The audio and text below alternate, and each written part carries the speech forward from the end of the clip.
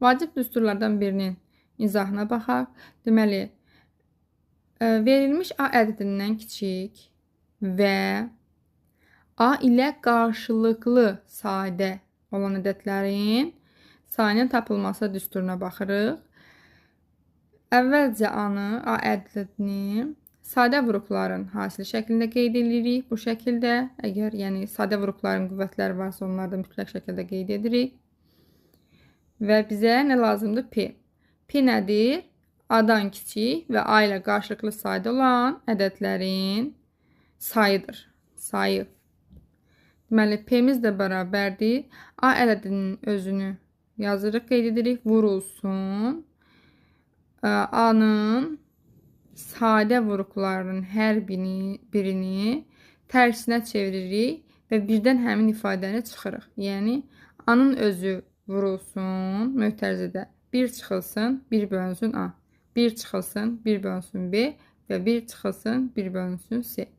Bütün sadə vuruqların bu şəkildə gəlir. 4 dənə sadə vuruq varsa, bu şəkildə 4-cünü də yazırıq. Gəlin bu düstura uyğun bir nümunə qeyd edək. Nümunəmizdə nə verir? 50 ədədindən kiçik və 50 ilə qarşılıqlı sayda olan ədədlərin sayını tap. İndi bu düsturu tətbiq edib yazırıq. Əvvəlcə nə edirik? 50-ni sadə vuruqların hasili şəklində qeyd edirik. 50 bərabərdir. 2 üstü 1 vurulsun. 5-in kvadratı. Gəlin indi P-ni buradan tapaq. Əvvəlcə nə edirdik? 50-nin özünü yazırdıq. Vurulsun. 1 çıxaq. Düsturda var. Baxın, burada da qeyd olunub. Bu düsturda. Düsturdakı kimi 1 çıxılsın. 1 bölək nə? 2. Sonra ikinci mötərizəni açırıq. 1 çıxılsın. 1 bölünsün nə? 5. Bərabərdir. 50 vurulsun. 1-dən 2-də 1 çıxanda 2-də 1 qalır. 1-dən 5-də 1 çıxanda isə 5-də 4 qalır.